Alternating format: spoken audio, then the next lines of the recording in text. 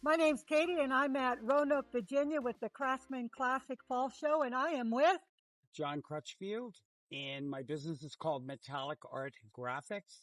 What I do is I inlay paintings from museums into metal and wood and cast it in fiberglass. I've been doing craft shows for 35 years. I started out in college as an art major. When I graduated, I decided to try selling my work at a flea market.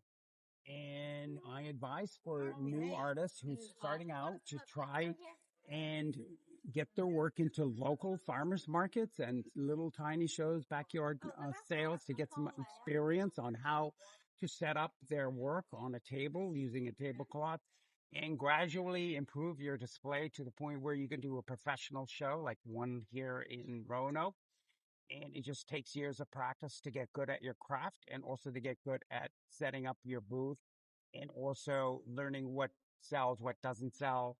It's a matter of being determined to continue making your craft and learning how to relate and develop a relationship with customers.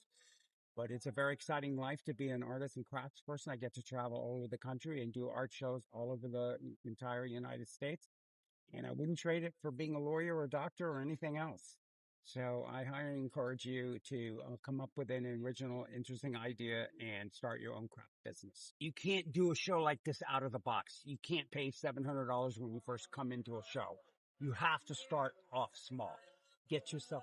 I got a card table and I sat in front of the student union at my college and I sold my first piece to the woman I eventually married.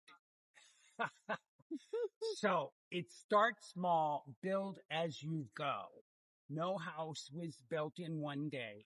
Every house consists of a number of bricks and you have to build it slowly. So don't expect miracles at once. It may take you a long time, but start small and just make one step at a time until you get to a bigger level, a more professional level. That's how you do it. That's great information. How do you find your shows? It's easy to go online, type in craft show in Google and then mention a city. They all show up, farmers markets, different craft shows. But if you want to be truly professional, you can get the Sunshine Artist Magazine, which lists 2,000 shows a month, or you can go on zapplication.org, which lists over 40,000 art shows all across the nation by state. And those two areas are where you can get a lot of information about different shows. But try a local show first. Try something within 20 minutes of your house. Try something in someone's backyard. Try, first of all, doing a yard sale.